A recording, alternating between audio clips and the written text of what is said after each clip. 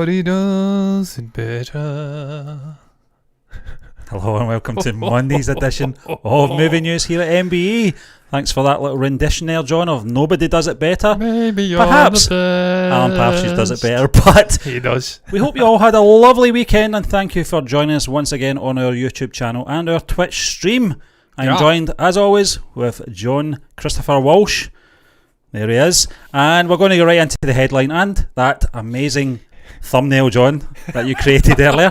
Gal Gadot to star in Cleopatra, directed by Wonder Woman's Patty Jenkins. Gal Gadot will star as Cleopatra in a new collaboration with Wonder Woman director Patty Jenkins for Paramount Pictures, with Gadot co-producing. Now, it says here, this is from Screen Rant, Gal Gadot will star in a new biographical drama about Cleopatra directed by her Wonder Woman collaborator Patty Jenkins.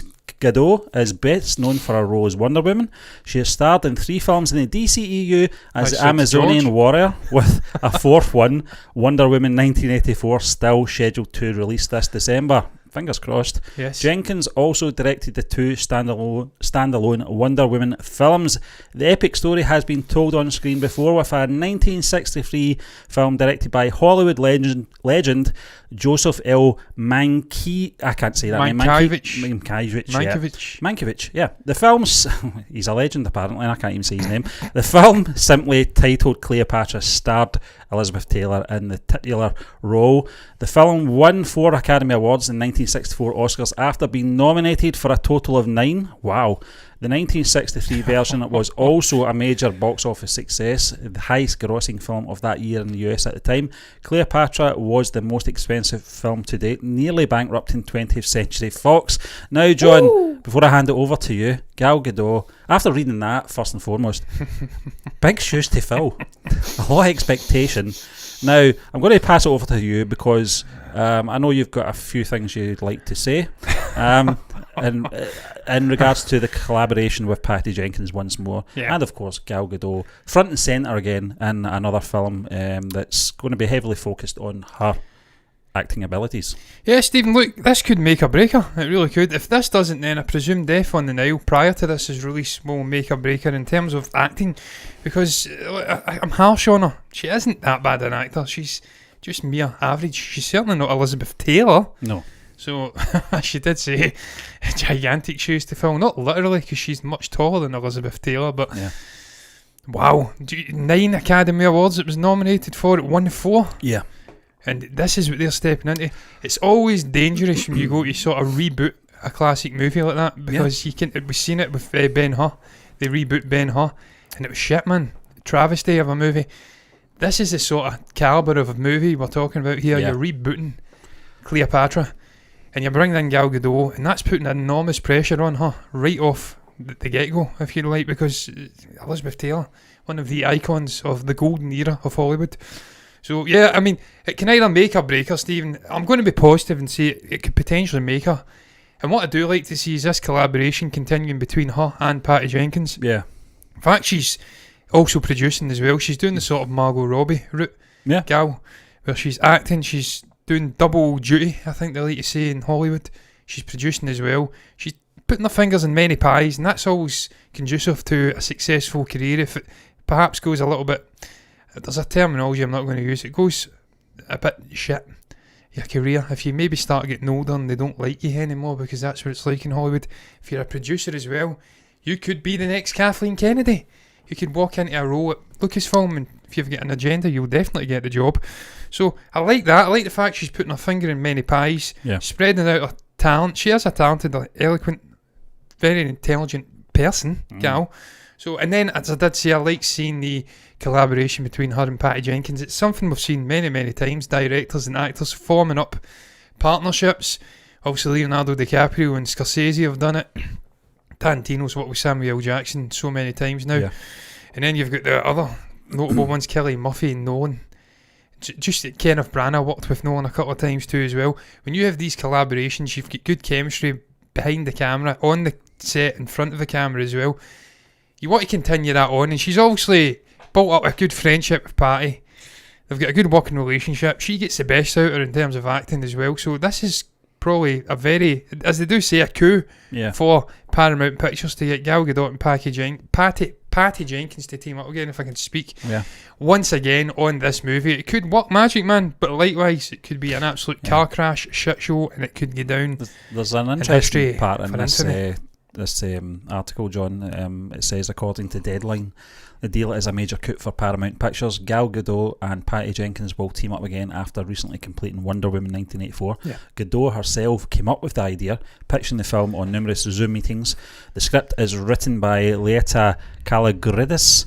That's what it's doing the Star Wars movie as well, isn't it? I think so. She worked with Jim Cameron on Avatar. Yeah, so the auction came up down to 5 studios, including Netflix, Apple, Universal and Warner Brothers. Warner Brothers is currently the home of Gadot's Wonder Woman, and Gadot will be co-producing the film with the production company her and her husband Jaron Varsano started called Pilot Wave Motion Pictures. So this is it will be a passion project for Gal Gadot. The fact that she's put it up there, she wants Patty Jenkins obviously to direct and be massively involved in this production as well.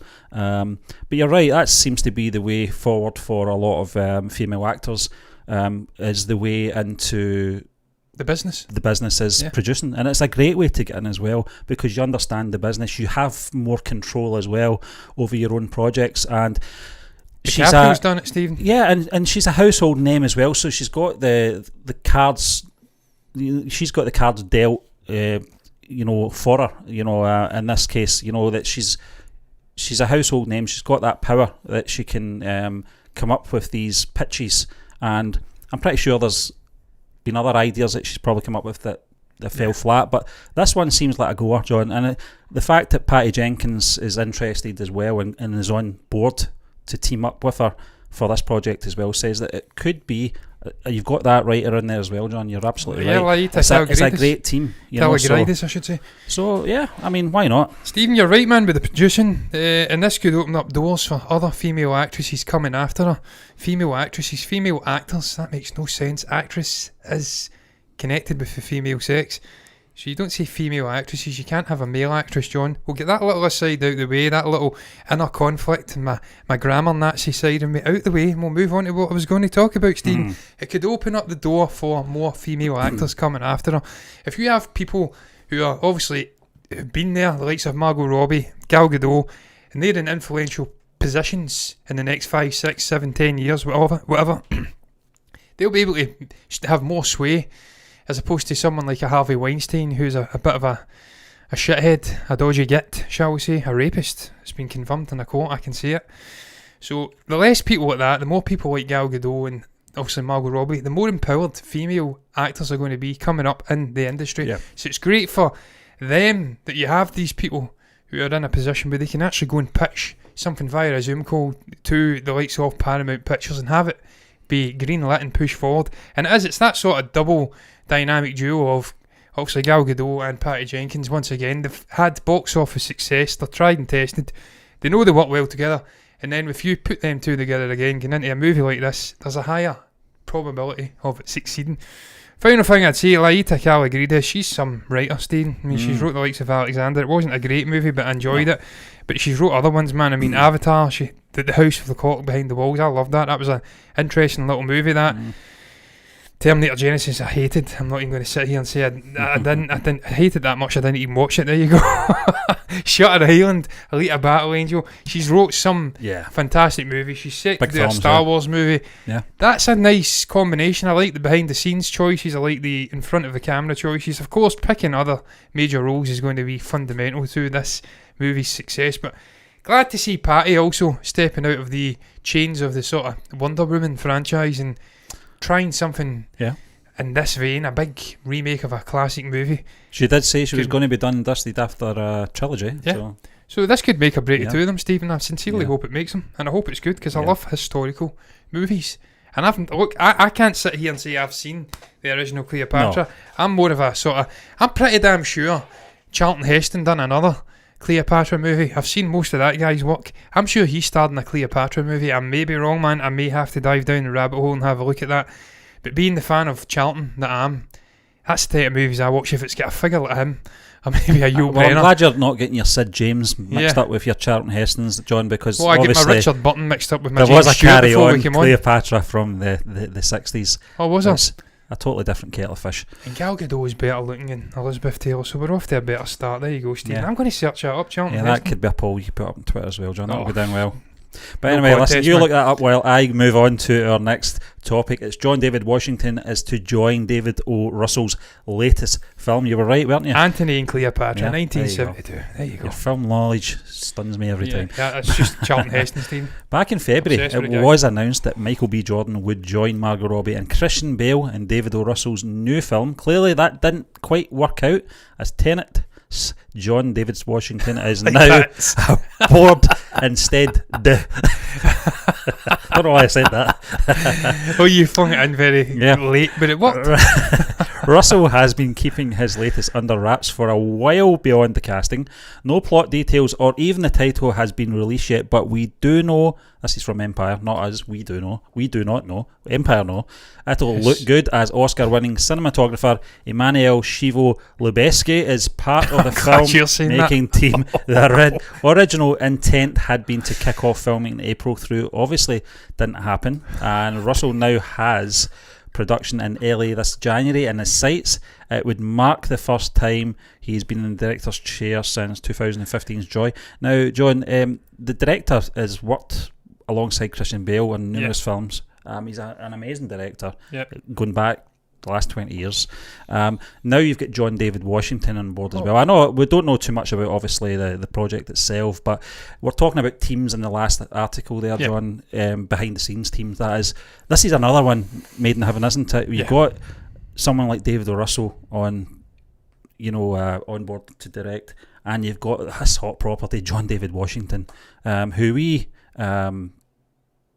I would say we both agreed that he was the star of the show, out with, obviously, Pattinson and him were the clear but there was something standouts. about him, wasn't there? Just his presence, his charisma. He's a heavily charismatic guy, incredible. His presence. And then you've got Margot Robbie and Christian Bale in there as well. It's some cast, John, and it's some crew as well that's working on this project, isn't it? Stephen, man, David O. Russell, I mean, again, I've looked at his IMDb, you look at the movies this guy's been involved in, incredible. The Fighter, what a transformation for Christian Bale in that movie. That was a stunning movie. And then you've got American Hustle, another stunning movie, another amazing Christian Bale performance. Joy, really enjoyed Jennifer Lawrence in that movie, that was pretty decent. So this guy knows how to make movies, man, and he doesn't, you look at his history, it's maybe every other year. There was a big gap between a movie in 2004, then 2010's The Fighter. So he does this, he goes away and takes big gaps between projects at times. Yeah. And again, he done it in the 80s and into the 90s, so... And after every break, it seems to be a fantastic movie that he hits out with. So this could have real potential. And the fact that John David Washington's now, again, get a brilliant role in a potentially fantastic movie with a really star-studded cast, that just excites me, man. I love this guy. I've loved watching him in the likes of Black K Klansman recently, and then obviously Tenet. He's got the charisma. Suits game was unbelievable. The fact he was wearing a John Smedley polo, and I recognised it was John Smedley. Probably says more about me and my infatuation with poles. I know we don't know but too much, he worked John, so well about this film. You know, Empire said that there's very little known about it, but the fact that, and if I'm reading this right, you can correct me if I'm wrong, Michael B. Jordan's not involved in this project anymore. No, it seems to me that John David Washington is taking the role that Michael B. Jordan was initially supposed to be taking. He's fell out, perhaps because of scheduling issues or something. Yeah. May even be the death of Chadwick Boseman, Stephen. We know he was very close friends with Michael B. Jordan. And I've actually read that he's not taking it amazingly well. He's in a really dark place at the moment. So I'm hoping that's not the case, because he's a great actor too. Another guy I've followed closely over the years, and he's never been in a bad movie. He's so talented. But he's taking that role. Yeah, but what it says about the project, then, it must be quite a meaty project. Yeah. If you had someone like Michael B. Jordan on board and sadly had to step away, his replacement, John David Washington, coming in, was the whole you're not bringing Michael B. Jordan in for a cameo. No, not a chance. No, not at all. He's such an established actor, and again, brilliant actor. You bring him in to do meaty roles, as you did say, roles that are going to have test you as your acting ability. Obviously, he's able to convey the whole human lexicon of emotions, And Washington's so up and coming, Stephen. I mean, he done that Spike Lee movie and it was incredible. And then obviously Tenet, he's worked with Nolan. Now he's working with David O. Russell. This guy's going places big time. He's also got that one as well with Zendaya.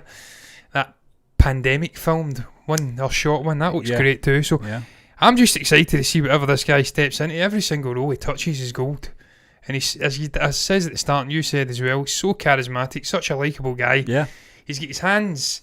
I shouldn't say he has his hands full trying to replicate his father's career, because his father's is one of the GOAT actors, all-time greatest actors. So I hope he does it, man, because he's a likeable guy. I hope he gets even half as good as his dad, because if he does, we're in for a treat watching this guy moving forward. Yeah, and I'm excited for this movie. So I am. Bale as well. I love Bale. Yeah, exactly, John. It's a great cast, and Margot Robbie in there as well. Yeah. I'll keep my eyes peeled for this one as well. I'll probably actually bookmark the director's IMDb just to see what the project has. I did check it earlier and there was nothing there yet, upcoming projects.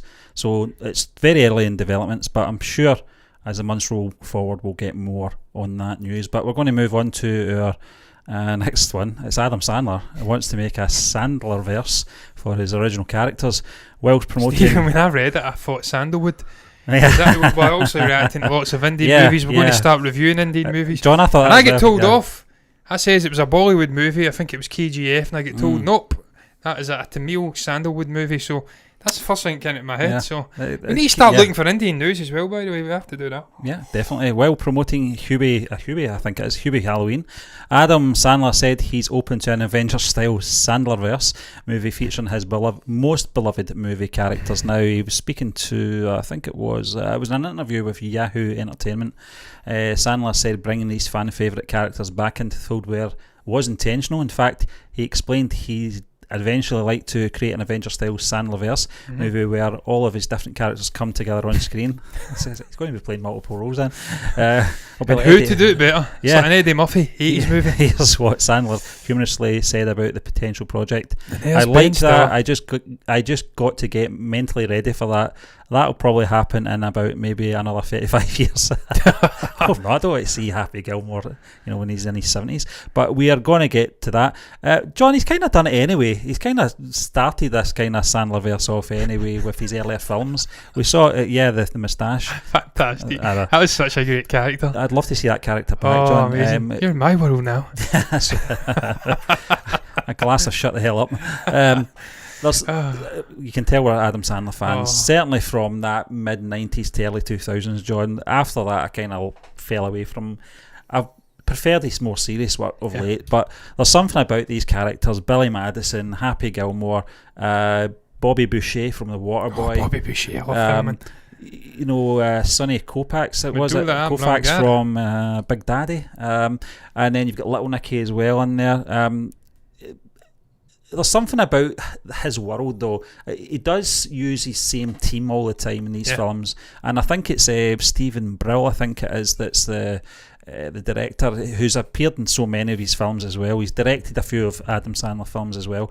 But you look at the likes of the O'Doyle family, who've always been a presence, since Billy Madison. You've got Chubbs Peterson from Happy Gilmore, who appeared in Little Nicky in Heaven. Obviously, it's a continuation. You've also got the Rob Schneider character. You can do it. You can do it. Cut his hairy balls off. So have we got the nipple twiddle from Waterboy? I want to see him come back. Steve, that was probably the most I've cried with laughter watching a movie John ever. Lovitz as well. John Lovitz appeared in Little Nicky, and I think he maybe had a cameo in something else. I can't remember. I'm pretty sure he did. It might have been Mr. D. I don't know. I can't remember. But the point I'm making is he's created this universe already. Was it Crazy Eyes? Was Mr. Deeds Crazy Eyes? Was that? Crazy Eyes was Mr. Deeds. Yeah, Mr. Deeds. Winchester Field, Townville. Yeah. But what's your take on this, John? Was this something you'd like to see? It maybe not in 35 years' time, but this is something I would. Steve, man, look, the guys get a 20 picture deal with Netflix. So I see no reason why we can't bring all of these lovable faces from previous movies back and just have Adam Sandler having an absolute ball, dressing up as all these various different characters and having an ensemble. maybe existential battle against something. I don't know if we can maybe get Dave Grohl and have a sort of crossover with Tenacious D meets Adam Sandler and have him playing the devil again and maybe a fight against him. I don't know, man. I don't know what they would fight in such a movie. Back to school. I would love it, man. Maybe the crocodile from Happy Gilmore comes back through a wormhole and they have to fight that. I don't know what they would do, but I'd be absolutely game to see the characters from my childhood, which I loved. Yeah. All these great movies, man. I mean, you rhymed them off. So many memorable characters when he was genuinely one of the funniest guys on the planet. If he could make that work, even shit as it would be, I would love it.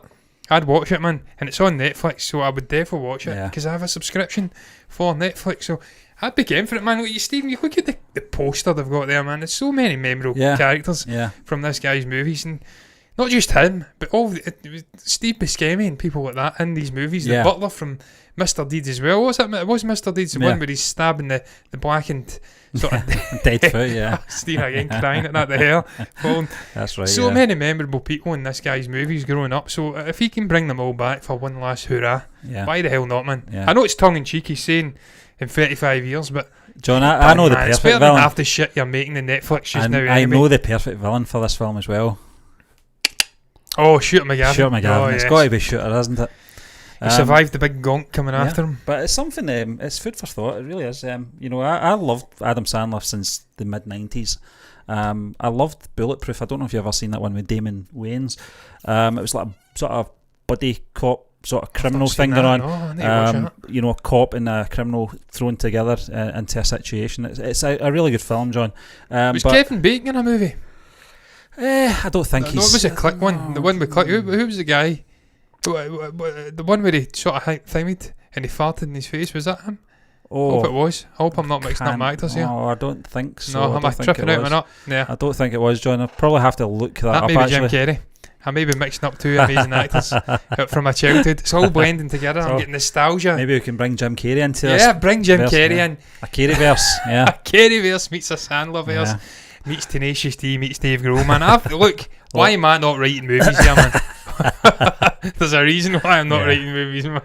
Don't want to see too many multiverses, do we? I mean, that monster one just didn't take off, but it's been resurrected, I suppose. What was the terrible one he done, Stephen? Finally, before we move on, the one with was it Pixels?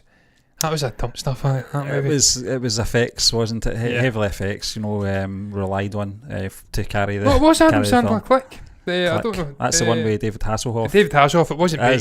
Yeah. It was Hasselhoff. Bring the Hoff back, man. It's the farting scene, you're right. Get the Hoff right. back, He paused him. Yeah. That's right, that was probably the last good Jim Adam Sandler it's all comedy clicking movie. into place. Yes. Yeah. Get us all clicking. Get them all back, man. Get the Hoff back. We're for it anyway. But anyway, we'll move on to our next topic, John. Disney rebrands non-MCU films as Marvel Legacy films. Non-MCU films featuring Marvel characters, including the XMen series and Fantastic Four movies, get their own Marvel Legacy category on Disney Plus. Is it too soon for Deadpool? Who knows? They don't mention that anyway. But this is. I should say. Deadpool will come back. What's your take on this, John? Because I'm not even highlighting anything in this article from Screen Rant, but because it's news all over the place anyway. In regards to Disney Plus categorising it, this seems to me that the wheels are in motion now. They're ready to rebrand these properties, but they have to first brand the old ones, so people don't get confused that are coming into these franchises with fresh eyes. But what's your take on this anyway, Stephen? It reeks of Star Wars. It reeks of what Disney Lucasfilm done. I'll give you a break here. I'll go to me because I never utilise the wide shots. I'll let you do your thing while I talk here, Stephen. It reeks of Disney Lucasfilm. What they done with Star Wars when they took over the franchise, the name, if you like, immediately sort of making that distinction between their canon and the expanded universe, that turned into Legends, and they move forward with their new stuff. Yeah, I think you're right. I think it's primarily just to create a real sort of dividing line between what's coming after with the X-Men characters, the Fantastic Four characters, and what came before. They don't want it muddled. They don't want any consideration for perhaps older characters coming back. I think this will end it for... Who was that guy we were speaking about? It was a guy from... Ready Player One. I've totally forgot his name already. The main man, he was speaking about potentially coming back as Cyclops. Ty Sheridan. Yeah. That will end it. It's not going to happen now. Ty's not coming back. Obviously, the likes of Hugh Jackman are definitely not coming back. So this is just them saying it's done, it's in the past, you want to watch it, then you've got your Marvel Legacy movies on Disney Plus, you can watch them until you're blue in the face. We are now moving on, Kevin Feige and everyone else at the creative group at Marvel Disney, with our vision for the X-Men characters, the Fantastic Four characters, and everything relating into the MCU moving forward. So I think it's a smart decision to just create that distinction between the old content, the new content. I'll bring it back now that you're done. And just it stops any confusion. Not that there should be any confusion. People are pretty screwed on now. They realise what's new content, what's old content. That doesn't exist anymore in this universe. They should realise that, but for the hard thinking, then this is a good idea. Yeah. People still argue, Stephen, that the Star Wars stuff wasn't a good idea, that they should have had the expanded universe stuff utilised more, it should have bled over into the Disney canon. Yeah. And they still maintain that that's canon, they want to watch that. But they're weirdos. I don't want to see Lando Calrissian giving hot chocolate to Luke Skywalker. Just like I don't want to see any more James Marsden, Ty Sheridan. They're in the past. I'm a man of the present and the future. You move on, and Feige will get the casting correct for these characters moving forward. And we had Joe Russo finally, before I let you back in, saying that a Fantastic Four, a definitive movie, wasn't far away. That there was too many shit movies. These are great characters who have their place moving forward. There's a definitive movie with these characters, and it's coming shortly. So I think it will come sooner rather than later. I think it will probably be announced. I think we will see X-Men references bleeding in, if not characters coming in individually, mutants, and then an ensemble movie coming maybe 5-6 years down the road. Yeah. And this is the beginning of that. The foundation's being laid with the obviously distinction between the old stuff and the stuff that's coming. So I like to see it. They have to draw a line somewhere. This is the thing, and they have to do it sooner rather than later, because they do want to move on with these things. And although it may be 5-10 years away, I'm going to say as much as 10 years away for the X-Men. They really have to start thinking about what they're going to do here. And you get the Russos coming in and talking about the Fantastic Four and how they see that property being handled. I always felt the Fantastic Four dealt with Fox was always rushed. There was always this urgency to get the Fantastic Four together in the film right away and get them fighting the baddies. I think Disney will, or Marvel I should say, will play the long game with these characters. You're right. I think you're going to start getting mentions of mutants somewhere along the line. You might not see them for a while, but there will be references. And the same with Fantastic Four as well. We don't have to see the four of them all together in one film right away until it is a Fantastic Four film. But there is space in this universe to have these characters exist before they come together. And that's what I like about the MCU. They plan it out. It's always a long game with them as well, with Feige. And I'm glad to see that these films are not getting disregarded. There's some great X-Men films in there, 4 out of 7 or whatever it is. They're there. They're there if you want to go and see them. Who doesn't want to see Hugh Jackman as Wolverine, you know what I mean? Who doesn't want to see Patrick Stewart as Charles Xavier, etc.? They films will always be remembered for the good things, I hope, in time, rather than the bad things. And hopefully they better it. Yeah, hopefully we look back with a fond eye and think, that was cute back then. Yeah, exactly. There's some great actors, but those movies were shit. Yeah. Look what they done when Marvel got their hands on it, or Disney got their hands on it. So hopefully it's better than Star Wars. I keep getting back to Star Wars. Well, John, it's a good job you did, because that's what we're talking about now. So there's a nice transition. So our last topic, the Mandalorian theory. Well, I normally avoid theories, John, when it comes to articles and stuff like that. But there's one man who's got a monopoly on that when it comes to Star Wars. Yes, he's got a kind of monotone voice, but we'll not go there. He's had a haircut, I've noticed. But anyway, Baby Yoda is a Force Dyad with Ahsoka. Now, I don't know how you feel about this, John, but again, it's we know that the character, we know that Ahsoka Tano is going to be appearing in season 2 at some point. Rosario Dawson playing the very famous character now from the animated stuff. Is that confirmed? I think it is. Yeah, I think it's been confirmed. That's crazy. But you know that? I think because we stopped doing the Force Friday show, we didn't really cover it. But The Mandalorian Season 2 will continue this story with Din Djarin now tasked with returning Baby Yoda, whose Lucasfilm still insists on calling the child to the Jedi. Unfortunately, this won't be an easy task because at this point in time, Luke Skywalker is yet to found his new Jedi Order. It's interesting. Luke is travelling in the galaxy attempting to discover the lost secrets of the ancient Jedi, which was obviously referenced in The Rise of Skywalker, and he'll be pretty tough, more likely impossible to track down. I hope not. As a result, it looks as though the Mandalorian will find his way to the long-missing Ahsoka Tano instead, with the live-action version of the character played by Rosario Dawson. So there you are. Yeah, that's incredible. Wow. It's great, John. And the other thing is as well, it is saying that there's a closer connection between Baby Yoda and Ahsoka as well. Surprisingly, a recent plot hole may offer an important clue suggesting Baby Yoda could actually be part of a fourth dyad. Now, a dyad, I looked it up because I wasn't really sure what it meant. Was it's like certain elements that come together to make one thing.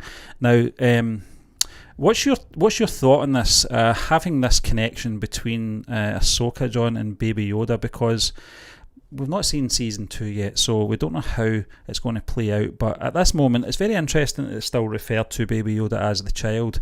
Yeah. Well, they have to, Stephen, because you can't have it. It's the mystery, isn't it? Yeah, it can't be Yoda, because Yoda, it just can't Yoda's be. dead. Yoda's dead. Yeah. Our friend is gone. Yeah. Great minds, John. He's dead. Yeah. So it can't be Yoda. And it's a cute little name that the fans have applied to the character, but the character ultimately is a separate entity and it has to have its own name. Yeah. And the beauty child, you always knock me for a loop. And the beauty is that you're right, the mystery surrounding this character is what is making it so interesting. Yeah. Where does this little guy come from? How is his paths crossed with guy. the Mandalorian?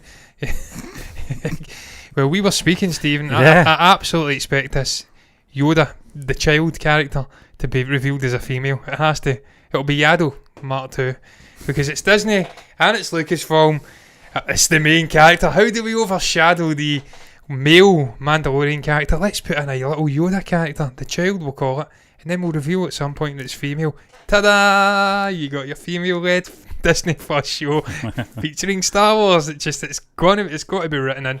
But Steve, you're right, man. The mystery surrounding this little gal, whatever it is, name, its origins, is what is making it so enticing, and where it's going moving forward. I says I don't want to see much more Baby Yoda. I wanted them to focus on the Mandalorian primarily. It is his show, but I suppose they're sort of intrinsically linked at this point. Their fates, it's just meant to be. He was meant to cross paths with this little gal, and they're going to move forward together until perhaps they do make a Ahsoka Tano. The fact that Rosario Dawson is playing this character, that's incredible. That's been mooted for so long now. There is some resemblance, and she's such a good actor, and she's got great links to perhaps Disney, maybe via, or maybe not, it's Netflix. She was sort of doing that Marvel Defenders verse stuff with, but I presume there's some bleed over.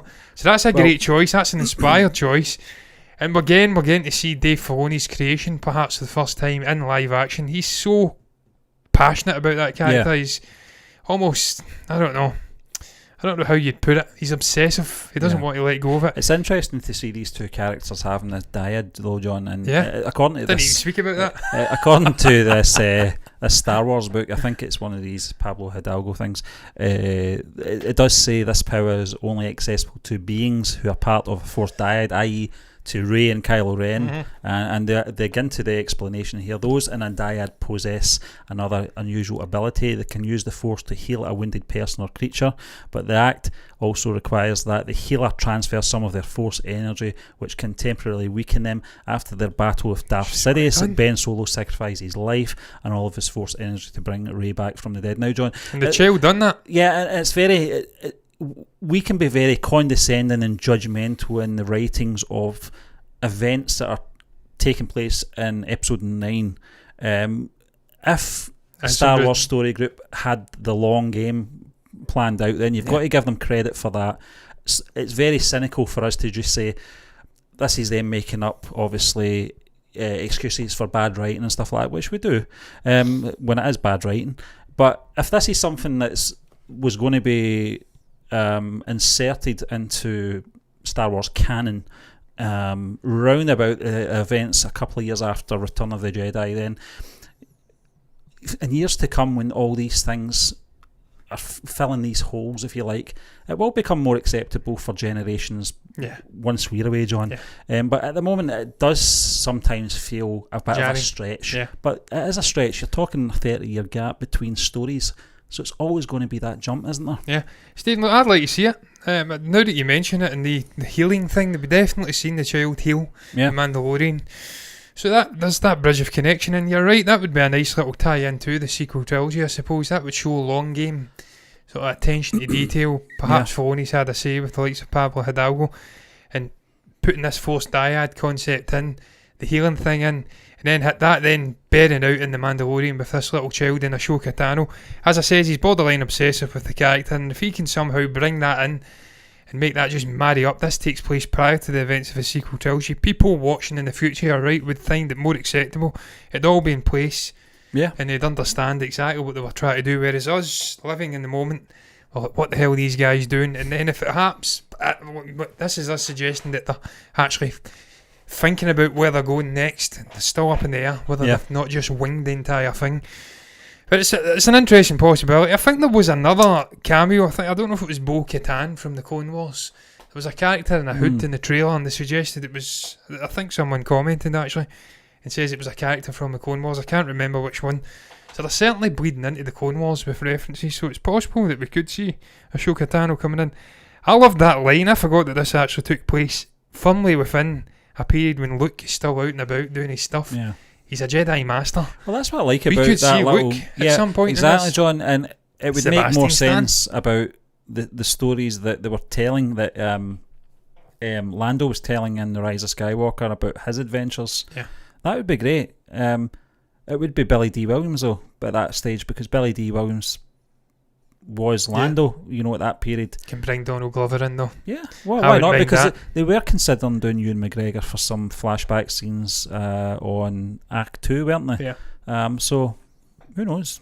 Stephen, I'd love to see that. I'd love to see Donald Glover returning as Lando. It was a great performance. He's such a charismatic, great guy. We could have this all bleeding in. It's just, that'd be beautiful, man. And then we can expand so many spin-off possibilities out of The Mandalorian from all these little appearances. Yeah. I'd love to see Rosario Dawson playing Ahsoka Tano, but I don't know if there's room for that, because she was pretty fleshed out in the Clone Wars and Rebels, and she is a sort of Force. She became borderline one with the Force. I can't recall the terminology. John, they're doing a series with her. This could be a sort of spin-off from nice, this man. appearance. That'd be lovely. See, Ewan McGregor today has announced that they're starting production on Obi-Wan in March as well.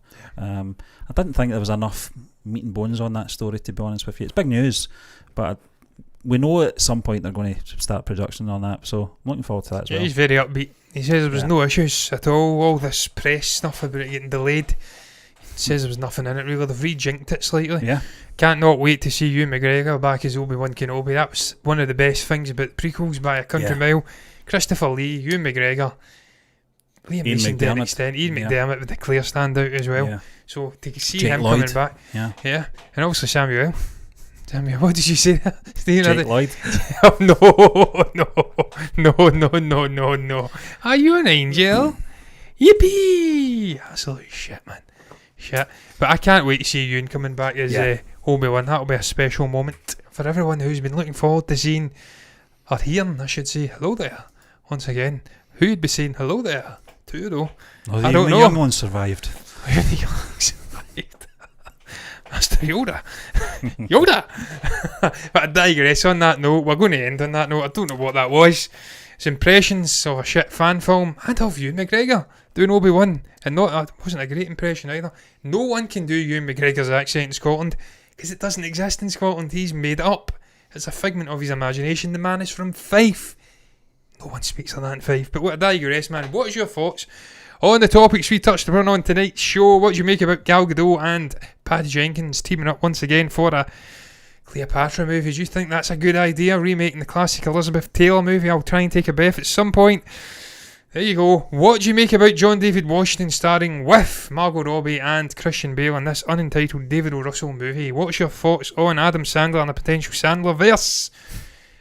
And what do you make about Disney renaming the classic X-Men and Fantastic Four movies to Marvel Legacy movies? Finally, you think that the child from The Mandalorian and Ahsoka Tano have a forced dyad? Do you think we'll see Ahsoka? Is she coming in? Rosario Dawson? Comment below and let us know what your thoughts are on any of the topics we spoke about down below in the comments section. You can also like the video if you've enjoyed it and subscribe to the channel if you want to see more content like this in the future. And if you do, guys, that's where you'll get more content like this in the future. But once again, until then, bye bye.